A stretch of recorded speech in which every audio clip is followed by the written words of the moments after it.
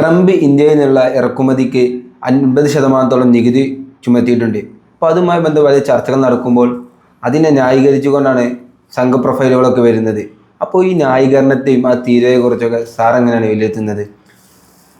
സംഘി ന്യായീകരണം എന്നല്ല പറയേണ്ടത്, സംഘി ഫലിതങ്ങളാണ്. അതായത് ചിലരൊക്കെ പറഞ്ഞുകൊണ്ടിരിക്കുന്നത് ഷിബിലി തീരുവ കൂട്ടിക്കൊണ്ട് ഇന്ത്യക്കൊരു പുല്ലും സംഭവിക്കാനില്ല എന്നുള്ളതാണ്. എന്ന് പറഞ്ഞാൽ തീരുവ കൂട്ടിയാൽ ഇന്ത്യക്ക് എന്തോ ഗുണമുണ്ടാകും എന്നുള്ള മട്ടിലാണ്. എങ്കിൽ പിന്നെ നമ്മൾ ഇത്രയും ബുദ്ധിമുട്ടേണ്ട ആവശ്യമില്ലല്ലോ. ട്രംപിനോട് നേരത്തെ തന്നെ തീരുവ കൂട്ടാൻ പറഞ്ഞാൽ പോലെ. എങ്കിൽ പിന്നെ 50%, 100% തീരുവാക്കാൻ പറയാം. ഈ എന്തൊക്കെയാണ് ഇവർ പറഞ്ഞുകൊണ്ടിരിക്കുന്നതെന്ന് അറിയോ? വെറുതെ ഒരു ആരാധന മൂത്ത് നമ്മളങ്ങോട്ട് ഇന്ത്യ എന്തോ വലിയ സൂപ്പർ പവറായി മാറി.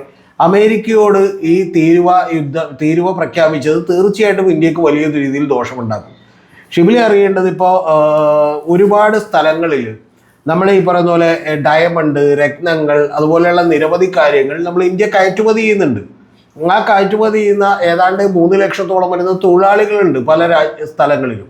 അപ്പോൾ അത്തരം സ്ഥലങ്ങളിലുള്ള ആളുകളുടെ തൊഴിലുകൾക്ക് വലിയ കുഴപ്പങ്ങളുണ്ടാവും ഇതുകൊണ്ട്. മനസ്സിലായോ? ഏതാണ്ട് 0.2 മുതൽ 2% വരെയുള്ള GDP തന്നെ ഇത് വലിയ പ്രശ്നങ്ങൾ ഉണ്ടാക്കാം. ഞാൻ നേരത്തെയുള്ള വീഡിയോയിൽ തന്നെ പറഞ്ഞിട്ടുള്ളതാണ്. പിന്നെ ഇത് നമുക്കറിയാലോ, ഇപ്പോൾ മറ്റേ ക്ലോത്ത് ഐറ്റംസിന്, ഈ ടെക്സ്റ്റൈൽ ഐറ്റംസിനൊക്കെ ഷിബിലി അറിയേണ്ടത് 6 ബില്യൻ്റെ കയറ്റുമതിയാണ് നമ്മൾ അമേരിക്കയിലേക്കൊക്കെ നടത്തുന്നത്. പക്ഷെ 6 ബില്യൻ്റെ കയറ്റുമതിയാണെങ്കിൽ പോലും അതിന് പോലും പ്രശ്നങ്ങളുണ്ടാവും. ഇപ്പോൾ താൽക്കാലികമായിട്ടാണെങ്കിൽ പോലും, താൽക്കാലികമായിരിക്കും, കുറച്ച് കഴിയുമ്പോൾ മാറുമെന്നാണ് വിചാരിക്കുന്നത്. പക്ഷേ ഇപ്പോൾ കിറ്റക്സ്, സാബുക്ക് അടക്കമുള്ള ആളുകൾക്ക് ഇത് വലിയ പ്രശ്നമുണ്ടാക്കും. കാരണം എന്താ? കാരണം 25% തീരുവ പ്ലസ് പീനലായിട്ട് വീണ്ടും അതിൻ്റെ 100%, അതായത് 50%. പക്ഷേ ഏതാണ്ട് ക്ലോത്തിൻ്റെ ഐറ്റംസിൽ, ടെക്സ്റ്റൈൽസിൻ്റെ ഐറ്റംസിലേക്കൊക്കെ വരുമ്പോൾ ഷിബിലി 59% വരുന്ന തീരുവ ഉണ്ടാവും. അപ്പോൾ 59% വരുന്ന തീരുവ ഉള്ളപ്പോൾ ഇത് വലിയ തോതിൽ പ്രശ്നങ്ങളാവും. ഇനി അമേരിക്കക്ക് പ്രശ്നങ്ങൾ ഉണ്ടാകാമായിരുന്നു. എങ്ങനെയാണെന്ന് അറിയാമോ? എല്ലാ ഐറ്റംസിനും തീരുവ ഉണ്ടായിരുന്നെങ്കിൽ. ഷിബിലി അറിയേണ്ടത് എല്ലാ ഐറ്റംസിനും തീരുവ പ്രഖ്യാപിച്ചിട്ടില്ല. എന്താ കാര്യം എന്ന് വെച്ചിട്ടുണ്ടെങ്കിൽ, ഇപ്പം മരുന്നുകൾ, അതായത് ജനറിക് മെഡിസിൻസ്, പേറ്റന്റ് ഇല്ലാത്ത ജനറിക് മെഡിസിൻ, ഞാൻ നേരത്തെ ഒരു വീഡിയോ പറഞ്ഞിട്ടുണ്ട്. അമേരിക്കയിൽ 10 കുറിപ്പുകൾ, ഈ പറയുന്ന മെഡിസിനിലെ കുറിപ്പുകൾ വേണ്ടി രോഗികൾക്ക് വേണ്ടി എഴുതുമ്പോൾ അതിൽ 4 സാറ്റിസ്ഫൈ ചെയ്തിരിക്കുന്നത് ഇന്ത്യൻ കമ്പനികളാണ്. ഞാൻ നേരത്തെ തന്നെ ആ കമ്പനികളുടെ ഡീറ്റെയിൽസ് എല്ലാം, റെഡ്ഡി ലാബോറട്ടറീസ് അടക്കം നിരവധി കമ്പനികളുടെ ഡീറ്റെയിൽസ് ഞാൻ പറഞ്ഞിട്ടുണ്ട്. അവരെല്ലാം കൂടിയാണ് ഇത്തരത്തിലുള്ള വലിയ രീതിയിലുള്ള കയറ്റുമതി ഉണ്ടാവുന്നത്. പക്ഷെ അത്തരം മെഡിസിൻസിന് ഇപ്പോഴും തീരുവ കൂട്ടിയിട്ടില്ല, പ്രഖ്യാപിച്ചിട്ടില്ല. എന്ന് പറഞ്ഞാൽ അമേരിക്കക്ക് ആവശ്യമുള്ള കാര്യങ്ങളിൽ കൃത്യമായിട്ട് പുള്ളി തീരുമാനം എടുത്തിട്ടില്ല. ഇപ്പൊ ബ്രസീലിന് വീണ്ടും തീരുവ പ്രഖ്യാപിച്ചിട്ടുണ്ട്. ബ്രസീലിൽ നിന്ന് തീരുവ പ്രഖ്യാപിച്ചേക്കണെന്ന് അറിയാമോ? ബോൾസനാരോ എന്ന് പറയുന്ന അവിടുത്തെ നേരത്തെ പ്രസിഡന്റിനെ നിങ്ങൾക്ക് ഓർമ്മയുണ്ടോ? അദ്ദേഹമാണ് മറ്റേ കൊറോണ വന്നപ്പോഴേക്കും ഈ കൊറോണക്ക് മാസ്ക് വെച്ചിട്ട് അദ്ദേഹം ശരിക്കും പറഞ്ഞിട്ടുണ്ടെങ്കിൽ മാസ്ക് ഊരിയിട്ടാണ് സംസാരിച്ചുകൊണ്ടിരുന്നത്. എന്നിട്ട് സംസാരം കഴിയുമ്പോൾ പുള്ളി മാസ്ക് വെക്കും. അതുപോലെ മനുഷ്യനാണ് അദ്ദേഹം. രാജ്യം വിടാതിരിക്കാൻ വേണ്ടി അദ്ദേഹത്തിന്റെ കാലിൽ ഇപ്പൊ ചിപ്പ് വെച്ച് ഘടിപ്പിച്ചേക്കാണ്. എന്ന് പറഞ്ഞാൽ ഒരു രാജ്യത്തെ പ്രസിഡന്റ് തന്നെ രാജ്യം വിടുമോ എന്ന് ഭയന്നിട്ട് എന്ത് ചെയ്തേക്കണു? ചിപ്പുള്ള ഹാൻഡ് കഫ് വെച്ചിട്ട് എന്ത് ചെയ്തേക്കാണ്? വിട്ടേക്കാണ്. അപ്പൊ അയാളെ മര്യാദക്ക് നിങ്ങൾ വിട്ടില്ലെങ്കിൽ എന്ന് പറഞ്ഞിട്ട് ഈ പറയുന്ന ബ്രസീലിനെതിരെ എന്ത് ചെയ്തിട്ടുണ്ട്? ടാക്സ് തീരുവ ചുമത്തിയിട്ടുണ്ട്. അതേസമയം നമുക്കറിയാം ഈ പറയുന്ന ചൈനക്കും എതിരെയുള്ളത് കുറച്ചു എന്ന് നമുക്കറിയാം. കൂടാതെ പാകിസ്ഥാനെതിരെ 19% തീരുവ വെച്ചിട്ടുള്ളൂ. അപ്പൊ ഇത്തരത്തിൽ തീരുവ എന്ന് പറയുന്നത്, പ്രത്യേകിച്ചും അമേരിക്ക പോലൊരു രാജ്യത്തിന്റെ തീരുവ നമുക്ക് വലിയ പ്രശ്നങ്ങൾ ഉണ്ടാക്കും. ഞാനിപ്പോൾ അതിന്റെ മൈന്യൂട്ടായിട്ടുള്ള ഡീറ്റെയിൽസിലേക്ക് പോകുന്നില്ല ഷിബിലി. പക്ഷെ നിരവധി ഇൻഡസ്ട്രികളിൽ ഇപ്പൊ ഇവിടെ തന്നെ ആപ്പിൾ എന്ന് പറയുന്ന കമ്പനി, അല്ലെങ്കിൽ മറ്റ് ആപ്പിളിന് വേണ്ടി ഫോൺ നിർമ്മിക്കുന്ന നിരവധി കമ്പനികൾ, ഫോക്സ്കോൺ അടക്കമുള്ള നിരവധി കമ്പനികളുണ്ട്. ആ കമ്പനികൾക്കെല്ലാം ഇത് പ്രശ്നമായി മാറ്റില്ലേ? അപ്പൊ ഇത്തരത്തിലുള്ള ഇനി ഇന്ത്യ, ചില ആളുകൾ പറയുന്നത്, ഇപ്പൊ തരൂരടക്കമുള്ള ചില ആളുകൾ പറയുന്നത് നമ്മളും അമേരിക്കയിൽ നിന്ന് ഇങ്ങോട്ടുള്ള ഉൽപ്പന്നങ്ങൾക്ക് ടാക്സ് വെക്കണം എന്നാണ്. പക്ഷെ നിങ്ങൾ അറിയേണ്ട ഒരു കാര്യം, ഇന്ത്യക്ക് ഏറ്റവും കൂടുതൽ ട്രേഡിൽ സർപ്ലസ് ഉള്ള ഒരു രാജ്യമാണ് അമേരിക്ക. ഞാൻ പറഞ്ഞു 46 ബില്യണോളം വരുന്ന ട്രേഡ് സർപ്ലസ് ഇന്ത്യക്കുണ്ട്. അതായത് നമുക്ക് അവിടെ നിന്ന് നമ്മുടെ അങ്ങോട്ടുള്ള ഇമ്പോർട്ട് കുറവാണ്, അങ്ങോട്ടുള്ള എക്സ്പോർട്ട് കൂടുതലാണ്. അപ്പൊ അത്തരത്തിൽ ഏറ്റവും വലിയ ട്രേഡ് സർപ്ലസ് ഉള്ള രാജ്യങ്ങളിലൊന്നാണ് അമേരിക്ക എന്ന് പറയുന്നത്. പിന്നെ അമേരിക്കയിലേക്ക് നമ്മുടെ ഉൽപ്പന്നങ്ങൾ കയറ്റുമതി ചെയ്യുന്നത് നമുക്ക് വലിയ ആവശ്യമാണ്. അതിന്റെ പ്രധാനപ്പെട്ട കാര്യം എന്താണെന്ന് അറിയാമോ? ബൈയിങ് പവർ കൂടുതലുള്ള ജനങ്ങളാണ് അവിടെ.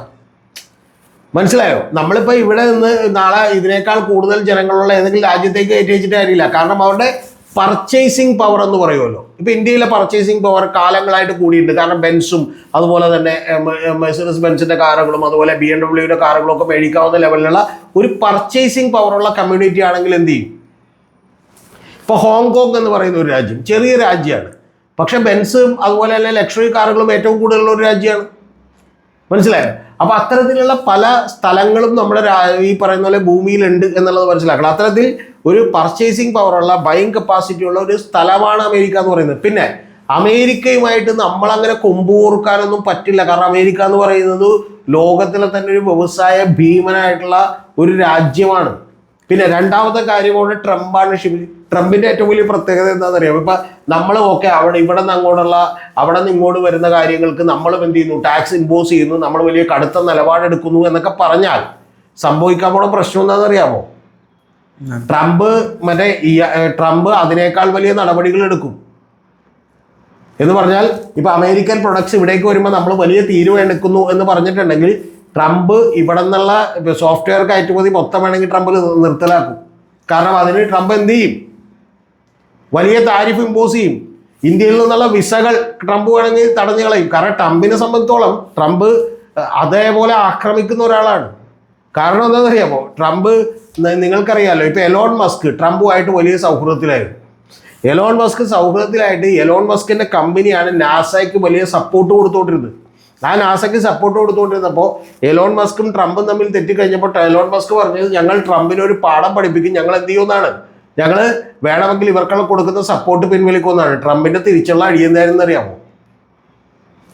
എലോൺ മസ്കിന്റെ കമ്പനിയെ ഞങ്ങളെ കൂടി നാഷണലൈസ് ചെയ്യുമെന്നാണ്, ദേശസാൽക്കരിക്കുമെന്നാണ്, എന്ന് ഏറ്റെടുക്കുമെന്നാണ് പറഞ്ഞ. മനസ്സിലായ എന്ത് ചെയ്യും? അപ്പൊ അത്തരത്തിലുള്ള ഒരു രാജ്യമാണിത്. പിന്നെ ശരിക്കും അറിയേണ്ടത് ഇതിലിപ്പോൾ ഏറ്റവും പുതിയ റിപ്പോർട്ട് ബ്ലൂംബർഗിന്റെ റിപ്പോർട്ട് വന്നിട്ടുണ്ട്. ബ്ലൂംബർഗിന്റെ ഏറ്റവും ക്രെഡിബിൾ ആയിട്ടുള്ള ഒരു റിപ്പോർട്ടാണത്. ആ ബ്ലൂംബർഗിന്റെ റിപ്പോർട്ട് എന്ന് പറയുന്നത് ഇന്ത്യയും മോദിയും ട്രംപും തമ്മിൽ തെറ്റിയതിനെ കുറിച്ച് അവർ ചില ഇൻഫർമേഷൻസ് പുറത്തുവിട്ടിട്ടുണ്ട്. എന്ന് പറഞ്ഞിട്ടുണ്ടെങ്കിൽ ജൂൺ 18, അതായത് അസിം മുനീറും അതുപോലെ ആയിട്ടുള്ള ട്രംപിന്റെ കൂടിക്കാഴ്ചക്ക് തൊട്ട് മുമ്പത്തെ 17-ാം തീയതി, അതായത് ഒരു ദിവസം മുമ്പുള്ള ദിവസങ്ങളിൽ ട്രംപും മോദിയും തമ്മിൽ 35 മിനിറ്റ് സംസാരിച്ചുവെന്നും 35 മിനിറ്റ് സംസാരിച്ചപ്പോൾ മോദി വളരെ കൃത്യമായി ഒരു കാരണവശാലും ഞങ്ങൾക്ക് ഈ പറയുന്ന പാകിസ്ഥാനും ഞങ്ങളുടെ അടക്കമുള്ള പ്രശ്നങ്ങൾക്കോ കാശ്മീരിലെ പാകിസ്ഥാൻ ഒക്യുപ്പൈഡ് കാശ്മീരിൻ്റെ പ്രശ്നങ്ങൾക്കോ ഒന്നും ഒരു മീഡിയേഷനും മറ്റൊരു രാജ്യത്തിനെയും ഞങ്ങൾക്ക് അനുവദിക്കാൻ കഴിയില്ല എന്ന് ഡീറ്റെയിൽഡായി പറഞ്ഞുവെന്നും അങ്ങനെ പറഞ്ഞുള്ള സംഭാഷണങ്ങൾക്കിടക്ക് തെറ്റി എന്നും പറഞ്ഞുമാണ് ഒരു റിപ്പോർട്ട് വന്നിട്ടുള്ളത്. എത്രത്തോളം ശരിയാണെന്ന് നമുക്കറിയില്ല, കാരണം വൈറ്റ് ഹൗസ് ഒഫീഷ്യൽസിനെയോ അല്ലെങ്കിൽ അത്തരത്തിലുള്ള ആളുകളെയോ ഒന്നും കൃത്യമായിട്ട് അവർ ഉദ്ധരിച്ചിട്ടില്ല. പക്ഷേ ബ്ലൂംബർഗ് പറയുമ്പോൾ അതിൻ്റെ പുറകിൽ ചില ശരികൾ ഉണ്ടാകാം എന്നുള്ളത് തന്നെയാണ് ഇന്റർനാഷണൽ മീഡിയാസൊക്കെ പറയുന്നത്. അപ്പോൾ ഇത്തരം കാര്യങ്ങളൊക്കെ പക്ഷേ മോദി അത് തുറന്ന് പറഞ്ഞാൽ മതി ഇന്ത്യക്കാരോട്. പക്ഷേ മോദിയും അതെന്ത് ചെയ്തിട്ടില്ല, പറഞ്ഞിട്ടില്ല. മോദി പറഞ്ഞാൽ മോദി കുറച്ചുകൂടി സേഫ് ആയാലേ, മോദിക്ക് വലിയ കയ്യടിയും ഇന്ത്യ രാജ്യത്ത് കിട്ടിയാലേ. പക്ഷേ മോദി അത് പറയാൻ തയ്യാറായിട്ടില്ല. പിന്നെ നമ്മുടെ ഒരു ഇന്ത്യൻ കമ്മ്യൂണിറ്റി തന്നെ അവിടെ വലിയ തോതിലുണ്ട് അമേരിക്കയിൽ. അപ്പോൾ ഇതെല്ലാം കൂടി നോക്കിക്കൊണ്ട് മാത്രമേ വലിയ പ്രൊവോക്കേറ്റീവ് ആയിട്ടുള്ള സ്റ്റെപ്പൊക്കെ എടുക്കാൻ പറ്റൂ. ഇതൊന്നും അറിയാതെ നമ്മുടെ ഇവിടെയുള്ള കുറേ ആളുകൾ മോദി എന്ത് ചെയ്യട്ടെ അവിടെ ടാക്സ് ഇടട്ടെ, ഇന്ത്യക്കത് ഗുണമാണെന്ന്. ഇന്ത്യക്കത് ഗുണമാണെങ്കിൽ ശിബിലി ഉറപ്പായിട്ട് വന്നാൽ പിന്നെ 50% 100% ഒക്കെ പറയാൻ പാടില്ല. ഇന്ത്യക്കത് ഗുണമായിരുന്നെങ്കിൽ ഈ 9 കൊല്ലം നരേന്ദ്രമോദി വെയിറ്റ് ചെയ്യേണ്ട കാര്യമില്ല, നിങ്ങൾ ടാക്സ് കൂട്ടുമെന്ന് പറയാൻ പാടില്ല. എന്തൊക്കെ അബദ്ധമാണ് ഈ പറയുന്ന പോലെ പറഞ്ഞുകൊണ്ടിരിക്കുന്നതെന്ന് മനസ്സിലാക്കണം. അപ്പൊ അതുകൊണ്ട് ഇതൊക്കെ പറഞ്ഞത് ഇപ്പൊ തൽക്കാലം ഈ ഇത്തരത്തിലുള്ള ഒരു സിറ്റുവേഷനിൽ ഇത് ന്യായീകരിക്കുക അല്ലാതെ വേറെ വഴിയില്ല എന്നുള്ളത് കൊണ്ട് ചില ആളുകളൊക്കെ വന്ന് ചുമ്മാ വെറുതെ ന്യായീകരിച്ചുകൊണ്ടിരിക്കുകയാണ്. ഇത് അൾട്ടിമേറ്റ്ലി ഇന്ത്യക്ക് വലിയ തോതിൽ പ്രശ്നമാണ്.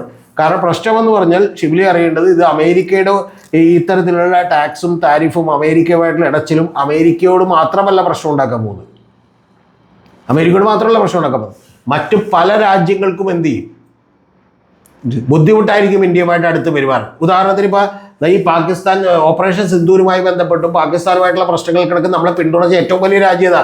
ഇസ്രായേലാണ്. ഇസ്രായേലിന് പോലും ഇനി നമ്മളൊപ്പം നിൽക്കാനൊരു ബുദ്ധിമുട്ട് ഉണ്ടാകും. പിന്നെ ഇന്ത്യ പക്ഷെ അതിന് മറുമരുന്ന് തേടുന്നുണ്ട്. കാരണം എന്താ വെച്ചാൽ ഇന്ത്യ ഇപ്പോൾ ലോകത്ത് തന്നെയുള്ള ഒരു ശാക്തിക ബലാബലത്തിൽ ചേരിയിൽ വ്യത്യാസം വരികയാണ്. നമ്മൾ ഇത്രയും കാലം ഏതാണ്ട് ഒരു അമേരിക്കയുടെ ഒപ്പമായിരുന്നു എന്നാണ് പറയാൻ പറ്റുന്നതെങ്കിൽ തീർച്ചയായിട്ടും ഇപ്പം മോദി ഇപ്പം വർഷങ്ങൾക്ക് ശേഷം ഏതാണ്ട് 6 കൊല്ലത്തിന് ശേഷം ഇപ്പം ചൈനയിലേക്ക് ആദ്യമായിട്ട് പോകാൻ പോവാണ്. ചൈനയും റഷ്യയുമായിട്ട് ഇന്ത്യ കൂടുതൽ അടുക്കുകയാണ്. റഷ്യയിൽ നിന്ന് ഇന്ത്യ ഓയിൽ വലിയ വില കുറഞ്ഞ് ഏതാണ്ട് ബാരലിന് വലിയ വില കുറഞ്ഞ് ഇന്ത്യ മേടിക്കുന്നുണ്ട്. ആ മേടിക്കുന്നതിൻ്റെ ഏറ്റവും വലിയ ഗുണം കിട്ടുന്നത് പലപ്പോഴും ഇന്ത്യയിലെ കുത്തക കമ്പനികൾക്കാണ്, റിലയൻസ് പോലെയുള്ള വലിയ കമ്പനികൾക്കാണ്. അവർ യഥാർത്ഥത്തിൽ അവിടെ നിന്ന് വില കുറച്ച് മേടിക്കുകയും യൂറോപ്യൻ യൂണിയനിലേക്ക് വില കൂട്ടി വിൽക്കുകയാണ് ചെയ്യുന്നത്. അല്ലാതെ നമുക്കിവിടെ പെട്രോൾ വില കുറച്ച് കിട്ടുന്നില്ല. ഉണ്ടോ? ഇല്ലല്ലോ. അപ്പൊ ഇന്ത്യ അതുപോലെ ഏതാണ്ട് 37% വരുന്ന പർച്ചേസ് ഓയിലിന്റെ കാര്യത്തിൽ ഇപ്പൊ ഇന്ത്യ കൂടുതൽ ഡിപ്പെൻഡ് ചെയ്യുന്ന റഷ്യയാണ്. ഇനി ഇന്ത്യ ശരിക്കും അമേരിക്ക ഓയിലിന്റെ കാര്യത്തിൽ വലിയ പ്രൊഡക്ഷൻ നടത്തുന്ന രാജ്യമാണ്. ഇന്ത്യ അമേരിക്കയിൽ നിന്നുള്ള ഓയിലും എന്ത് ചെയ്യുന്നുണ്ട്? മേടിക്കുന്നുണ്ട്. അപ്പൊ ഇത്തരം കാര്യങ്ങളൊക്കെ മനസ്സിലാക്കാതെ വെറുതെ ഇരുന്നിട്ട് രാവിലെ ഇരുന്നിട്ടൊക്കെ അമേരിക്ക എത്ര ടാക്സ് കൂട്ടിയാലും ഇന്ത്യ വലിയ സൂപ്പറാണ് എന്ന് പറഞ്ഞാൽ അങ്ങനെയൊന്നും നമുക്ക് നിലനിൽക്കാൻ കഴിയില്ല. ഇന്ത്യ വളരുന്ന ഒരു എക്കോണമിയാണ്. ആ വളരുന്ന ഇക്കോണമിയെ വളർച്ചയെ ത്വരിതപ്പെടുത്തുന്നതിന് പകരം അതിനെ തടസ്സപ്പെടുത്തും ഇതെന്നുള്ള കാര്യത്തിൽ ഒരു സംശയമില്ല. അതിൻ്റെ വലിയ തോതിലുള്ള അതിൻ്റെ മറുമരുന്നും അതുപോലെ അതിന് മറ്റു തരത്തിലുള്ള കാര്യങ്ങളും ഒക്കെ തന്നെ മോദി ആരംഭിച്ചിട്ടുണ്ട്. അതും തീർച്ചയായിട്ടും അർഹമായിട്ടുള്ളൊരു കാര്യമാണ്. ഇപ്പം അമേരിക്ക അങ്ങനെ നമ്മളെ പൂർണ്ണമായിട്ട് കൈവിടുകയും അവർ പാകിസ്ഥാനോട് ചേരുകയൊക്കെ ചെയ്താൽ നമുക്ക് വേറെ വഴിയില്ല. നമ്മൾ എന്ത് ചെയ്യും? ചൈനയോടും അതുപോലെ തന്നെ റഷ്യയോടും ഒക്കെ അടുത്തുകൊണ്ട് ലോകത്തൊരു ശാക്തിക ചേരിയാക്കി നമ്മൾ മാറ്റണം. പക്ഷെ അതേസമയം തന്നെ ഇത് അമേരിക്കയുമായിട്ടുള്ള ഒരു ബയലാറ്ററൽ ടോക്സ് ഒക്കെ കൂടി നടക്കുമെന്ന് തന്നെയാണ് ഞാൻ വിചാരിക്കുന്നത്. അല്ലാതെ ഇവിടെയുള്ള ആളുകൾ പറയുന്ന പോലെ ഇതൊക്കെ ഓക്കെ, ഒരു കുഴപ്പമില്ല, ടാക്സ് കൂട്ടിക്കോട്ടെ എന്നൊന്നും പറഞ്ഞിരിക്കുകയല്ല ഇന്ത്യയും നരേന്ദ്രമോദി.